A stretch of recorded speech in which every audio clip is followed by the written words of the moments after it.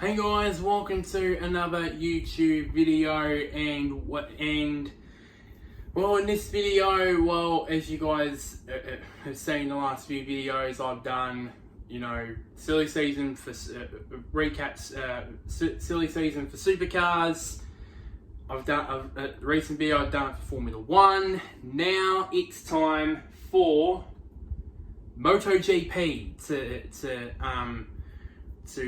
steal the spotlight. Now 2024 silly season is almost done. Obviously, there's still a couple more seats left, or a seat left, which is Repsol Honda, which is ironically Marc Marquez's empty ride, which has still been unannounced, which we still don't know who would it be. We still don't know who could it be, to be honest, but and then also, just like what I did for Formula 1, I'm probably going to go into the future a little bit and maybe go further into 2025, because if you guys don't know, most, if not most, probably about 80 to 90% of the field for 2020, or as announced for 2024, are going to be off contract at the end of off contract at the end, as I said, for the end of next season. So 2025 is when going to be where we could see new lineups and that. So that's where I've gone into. So let's get straight away started. Of course, let's start for 2024. I've just like I did with Supercars, I've gone into two or three separate categories, which this one is the confirmed, again, unchanged lineups. So obviously, the VR46 team, Valentino Rossi's team, they're going to keep the same team with Luca Marini and Marco Bezzecchi. I'm surprised that Bezzecchi stayed with the VR46 team. I thought maybe he might be in consideration for Johann Zarco's seat at Pramac, but they opted for Franco Morbidelli instead. But I think that he chose to be with the VR46 team before it was announced that Frankie would go to Pramac. I think that was announced before. So that's why I thought it was a bit strange seeing there. But of course, he's top 3 in the championship, so why not pretty much stay with a year-old Ducati instead of a factory one. Speaking of factory Ducati, it's already announced to go with the same team of Pecco Bagnaia and Enea Bastianini. The big talking point is, if Pecco does win this championship, it's becoming ever more likely. Is this number going to stick? Is he going to stay with number 1 for the second year, or is he going to go back to his career number 63? That's still up in the air, but to be fair, we didn't take until probably about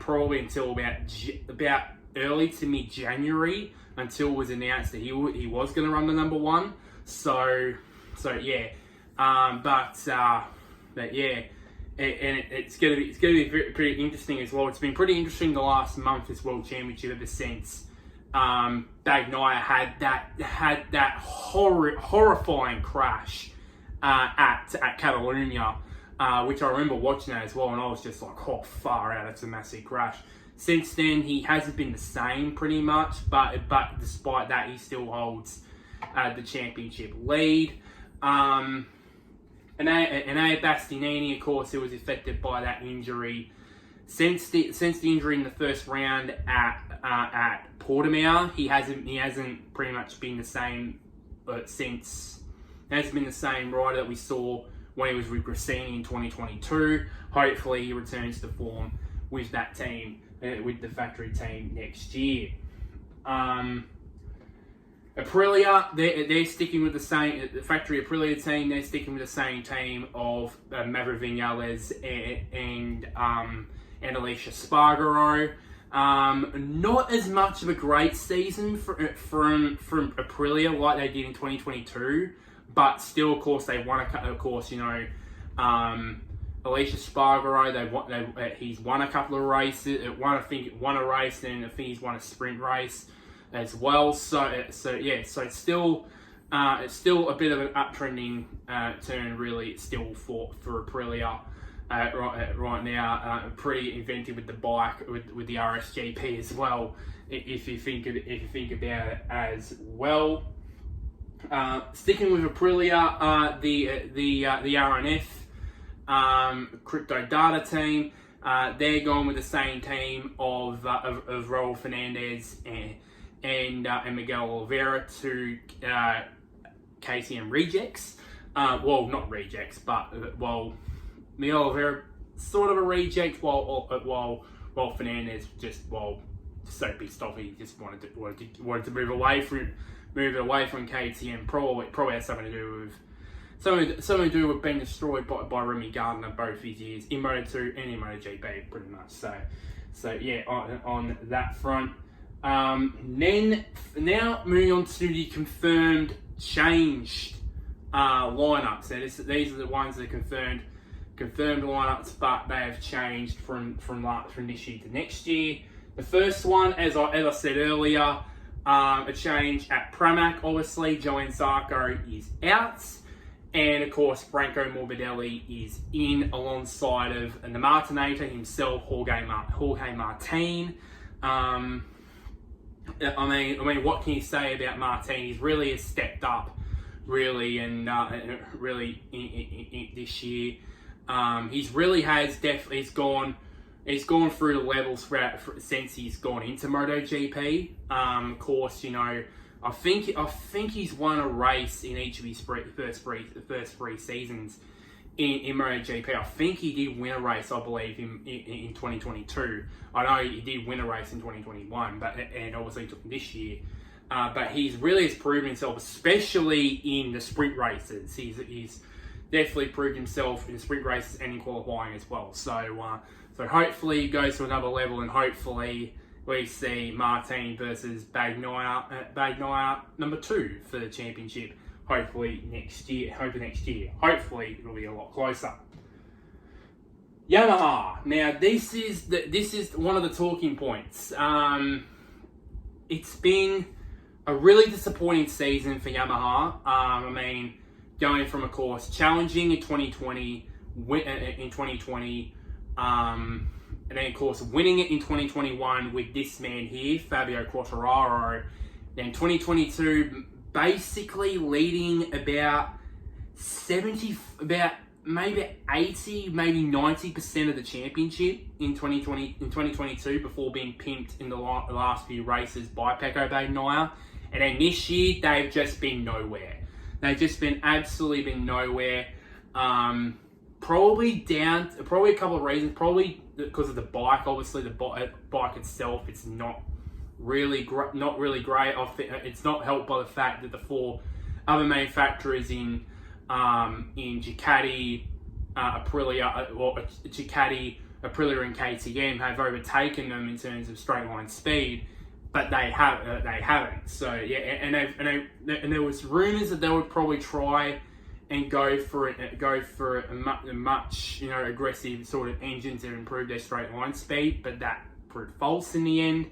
Of course, Quartararo has struggled throughout the year, and of course next year, obviously, it's still going to be the one team with Yamaha. And of course, with Franco Morbidelli out going to Pramac, that left the door open for Alex Rins to slot his way into Yamaha. My thoughts of Rins, I think it's a good move. I think it's a good move from Yamaha, because I get the feeling that this bike could gel well for Rins, because I think this might be similar to how he felt at Suzuki. Because remember, if you guys didn't know, the characteristics of the Suzuki GSX-RR was it was good on its tires. That's why they dominated 2020, because their riders, Alex Rins and one of the guys we'll mention later, in Joan Mir, could basically preserve their tires, and that's how people like Rins have late race pace, because obviously he can preserve his tires. So with a bike not as fast in a straight line, that could help Rins be what he used to when he was at Suzuki, the old Suzuki team. So it could be benefiting him as well. But there's going to be a thing about Quartararo later, which I'll admit to later. Gresini, this one was the big one. Obviously, Alex Marquez, he is staying with the team. He's really has gelled well with the Ducati compared to previous years with the Honda. Of course, won a sprint race and grabbed a couple other podiums as well. The big thing is his teammate, which is out Fabio Di Antonio, and in comes the king himself, the king of MotoGP of recent years himself, Mr. Marc Marquez. So yeah, and you could tell, and this was probably on the cards pretty much. He's moved away from Honda, because I remember back in pre-season testing this year, he went to the press straight up, and probably the press said, "Oh, what did you for the new Honda?" I don't know exactly what he said, but to put it simply, he said, I think he said something on the lines of that we need a lot of work to do, which is, in other words, the bike's shit. So yeah, and it didn't help him by the fact that he and Joan Mir have crashed more times together than all other team pairings in the field, which is a diamond on the Honda. And then pretty much, and then he did, I think the last straw for him that said, you know what, I'm way to check place, I'm done with Honda, was the test after the San Marino Grand Prix, where he got the chance to test the 2024, I think the 2024 chassis, I believe. I think it wasn't the whole bike. I think it was just the chassis, I believe. It was chassis and the engine, and that was just it. And he wasn't happy with it at all. From what I've heard, he wasn't happy with it at all. And he basically and then just about 2 months afterwards, just went bang. The news came out that he was leaving, and not surprisingly, he was going to go to Gresini, which is the partnership between the two Marquez brothers that we never really got to see in 2020, because the pandemic hit in 2020, and then after all the stuff in the pandemic, the uncertainty around the pandemic and that, it was announced that Alex Marquez would be only lasting the Repsol Honda team for one season and then go straight back down to LCR Honda, which I thought, that was a bit strange at the time, considering that, and it made it even more of a worse decision by the fact he scored a couple of podiums during that season as well, did Alex. So I hope Mark does go well with the Ducati, and I think he will, because the fact the pressures nowadays, the pressure being a factory rider are just at times probably too much for some riders. The two examples of this, Franco Morbidelli and Enea Bastianini, for now at least, Enea Bastianini. But Franco Morbidelli, 2020, he was one of the riders of the season, won 3 races, and everybody saw him as a title contender going to 2021. Danny done his knee early in 2021, and he hasn't been the same. He hasn't been the same since then. There have been a bit of glimpses here and there, but other than that, we haven't seen much of him of that 2020 Frankie Morbidelli ever since. And then I hope that this doesn't happen to Enea Bastianini, because obviously we all know how good he was on a Gresini-year-old Ducati in 2022. Now he's moved on to a factory Ducati team in 2023, and yes, albeit with a few injuries, he hasn't rediscovered that form. So, that form, hopefully, he rediscovers it in 2024. So, yeah. So, the pressure. So, what I mean by this is the pressures of being a factory rider is so immense that probably that's what ended on Marquez's mind when he announced leaving factory Honda to go to a satellite Gresini team, a satellite Gresini Ducati team. That's probably not just because Marquez, because his brother Alex is in that team, and probably also, by the way, they live together as well, and probably Alex would have been waxing lyrical to Mark about, check out this new Ducati. Ducati's a lot better than Honda. Just waxing lyrical during that. So pretty much that's what I think. I think happened, and probably arguing back and probably want okay, bro, I probably will consider it, and he did, and now he's going there. So pretty much that is probably the case there at Gresini, and yeah, so I wonder if that's probably the route that probably other riders could go if Honda, other factory riders could go to satellite teams, because as nowadays being a factory rider is it has so much pressure on him, and also being a satellite rider would probably take some pressure off Mark as well. To be honest with you. Next up, speaking of Honda, LCR. Now, of course, Taka Nakagami, he is being retained. Going to be retained. There was rumours that probably that Ayagura was gonna be the one that replaced him for next year. That was until he had his pre-season injury. I didn't think it'll be a good idea for him to sign that seat anyway. So Taka will stay in that team, and of course, with Alex Rins out after 1 year, that's put Johann Zarco, who once upon a time was actually at LCR Honda after his short-lived stint with KTM in 2019, and got some pretty good results out of it too. So he's got history with the LCR Honda team, and I think he'll go well.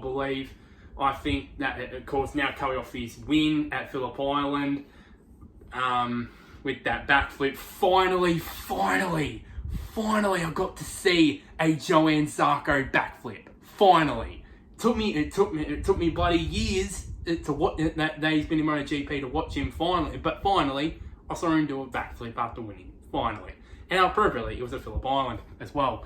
But more seriously, though, I think he'll bring a lot of experience from on riding Ducati bikes into the LCR Honda team. I think, and maybe a very good test bed for Honda as well.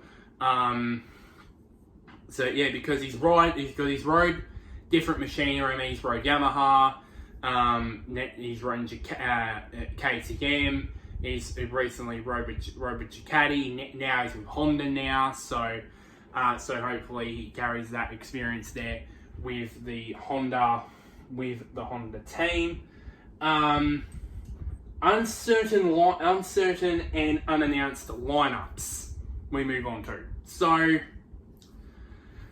there's been one team that is currently, as I said, it's a Red Soul Honda team. But you might be thinking, which is this. Now obviously one announced rider, which is Joanne Mir, which has already been announced him to be in that team. But the second seat here, this blank space here, that's the problem. Now the candidates for me, I think for me is, I believe this guy here, Jack Miller. I think for me, like it surely surely Repsol Honda needs to throw a big money contract to Jack Miller and see if he says yes to it.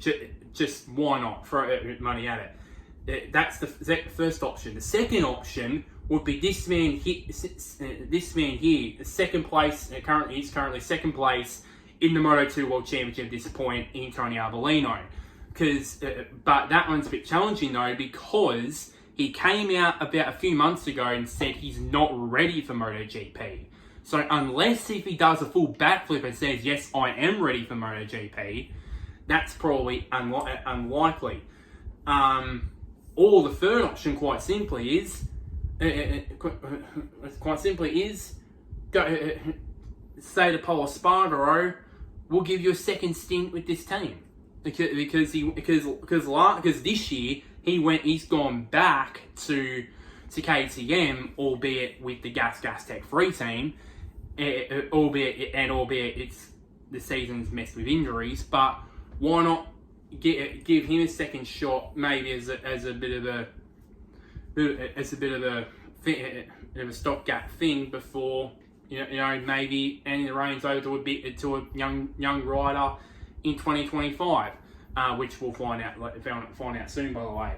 But my decision is I've gone with Jack Miller.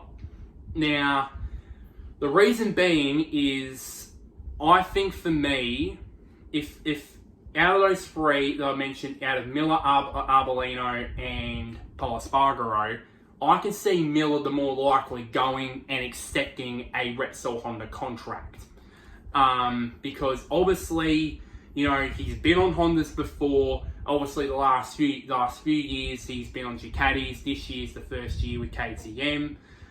But with so many young KTM talent coming through, maybe that's an omen for Miller to say, yeah, and he also to add fuel to this, add some fuel to this fire. By the way, he did come out a couple months ago when it was rumored that that a certain young MotoGP, certain stud by the name of Pedro Acosta, he came out and said he's open to leaving the team so he can get Pedro Acosta in the Red Bull KTM seat. That's what I believe he has. And I believe it'll be true. And I believe that he'll go to reignite with Honda, albeit in a factory sense, alongside Joan Mir. Now, this is the problem here. That lead, he was already previously announced to drive with Red Bull KTM. So now that lead, because of that, that leaves him out. He leaves him out of the seat. So that leaves another open spot there alongside Brad Binder. So I think it's quite simple, really. Quite simple, really. Pedro Acosta. Quite simple, really. Pedro Acosta goes up to the factory team alongside Brad Binder. Now,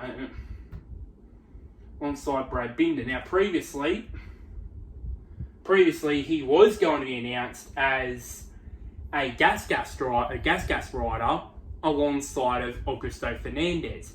But as you saw a moment ago, I've tipped him to be part of the Red Bull KTM team alongside Brad Binder. So it's only going to be evident that they basically stick with the same, that the Gas Tech Free team stick with the same team that it was this year with Augusto Fernandez and Pol Espargaro. But there's still a bit uncertainty about that because you never know.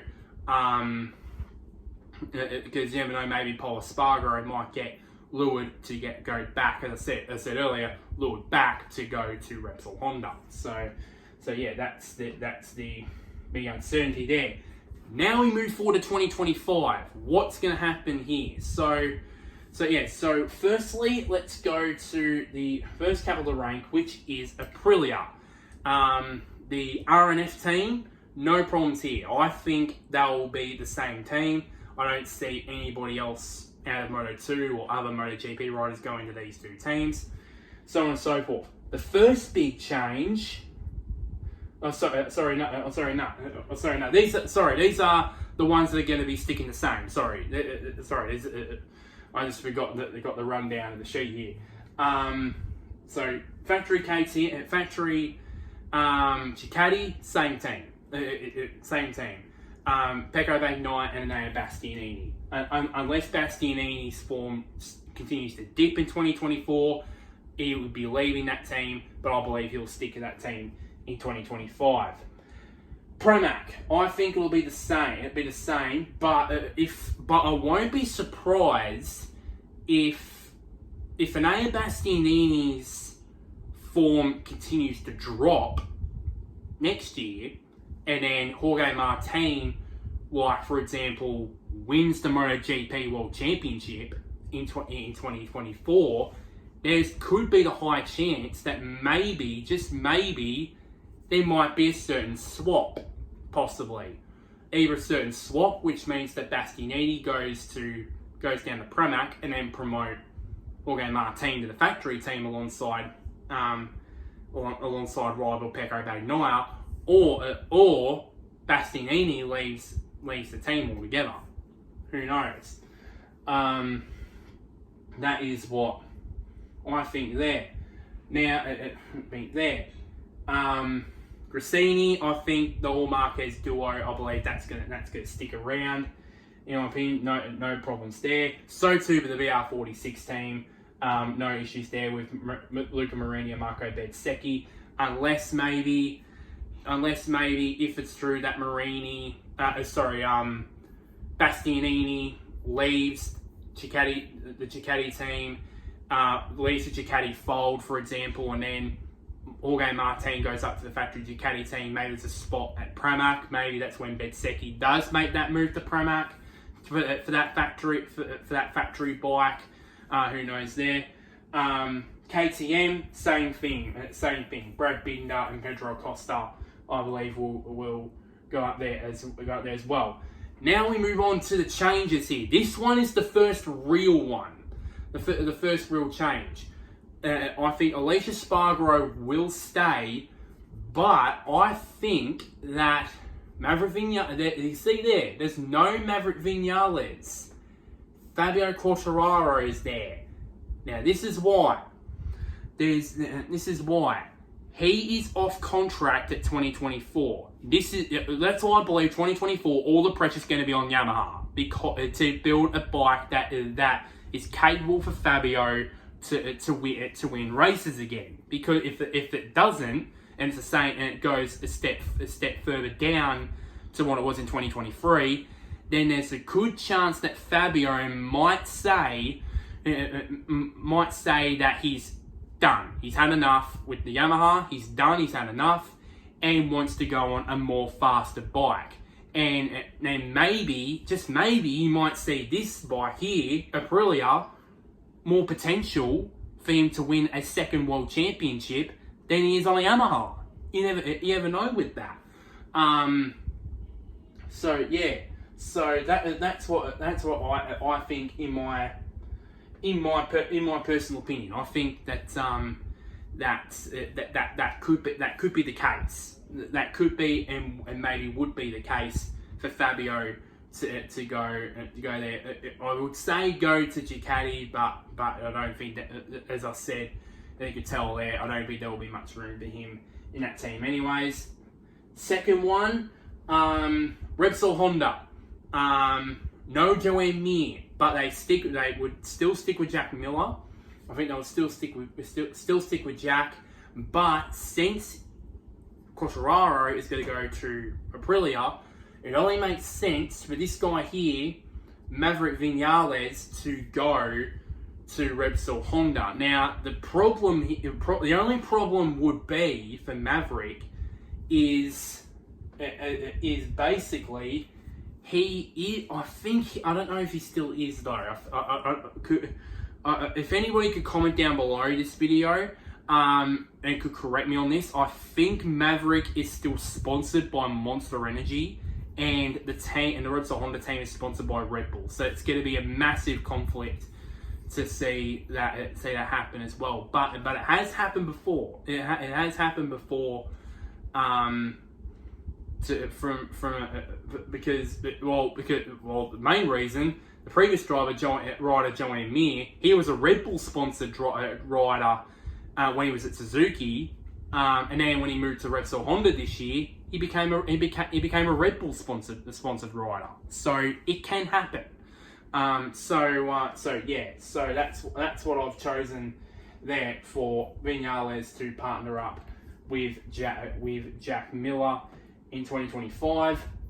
LCR Honda, Johann Zarco would stay, but a new rider next to him at LCR, that being Ayagura. I have a feeling that if Taka Nakagami does have a bad 2024 season, I wonder if Luca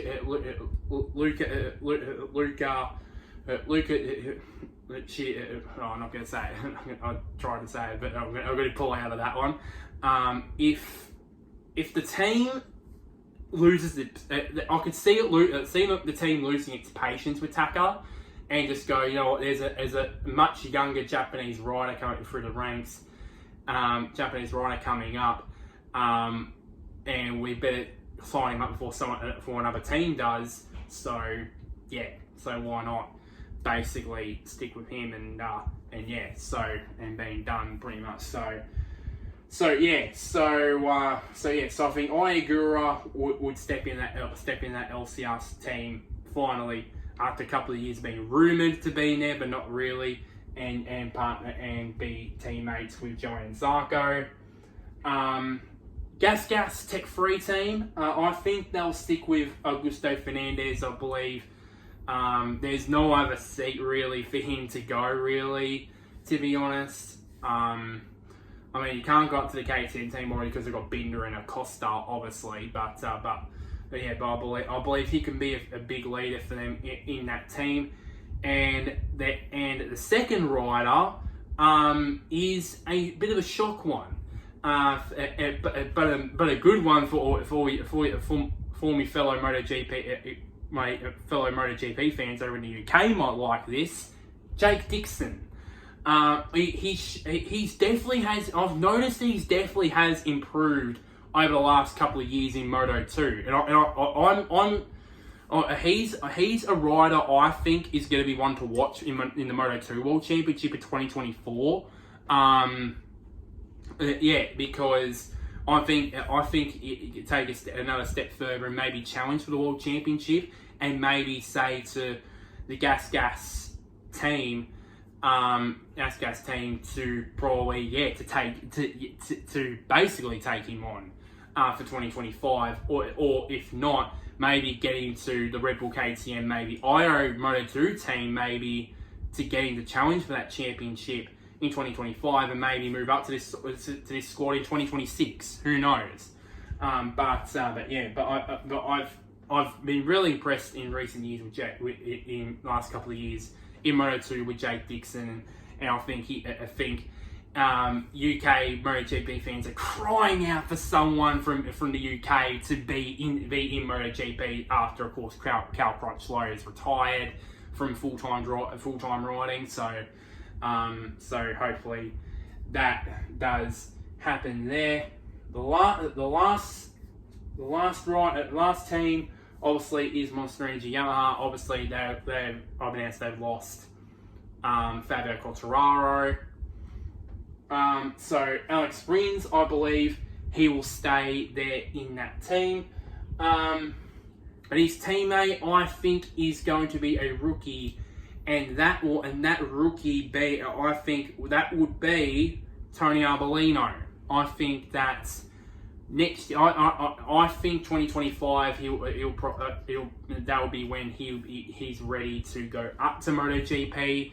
And he did, as I said earlier, he announced that he's not ready to go up to MotoGP yet. I believe by 2025 he will be ready, and I think it'll be Yamaha. Yamaha. There'll be plenty of other teams that'll be sniffing around and probably giving him a contract. But I think more and more likely, I believe Yamaha could be the main fit onto that team in 2025. So that's pretty much it for this video. Pretty long one, obviously, extending, of course, the 2024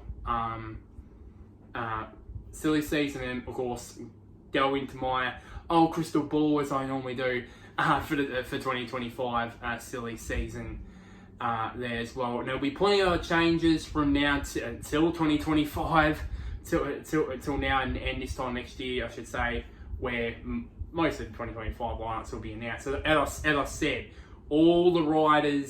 most of the riders will have its contract to its current team run out at the end of next season. So basically, we could see some changes on the grid in 2025, as you just seen for my predictions just there. So like this video, share this to anybody who is who is a Ducati fan, a Honda fan, a Marc Marquez fan. Comment down below, what would you change to that 2025 lineup? What would you do? Would you agree about having Maverick Vinales at Repsol Honda, Fabio Quartararo at Aprilia? Would you agree about the three riders going up to MotoGP in 2025? Would you agree that Agura, Dixon, and Arbolino would move up in 2025, or you disagree? I would love to hear your thoughts and opinions. And one last thing, somewhere down there, I've been doing this thing for 3 years. I still don't know which way it is. Click on the big red button, which is labeled subscribe. It'll help me out tremendously. But until next time, guys, I'll see you guys later, and wherever you may be, may the sun or the moon shine on you.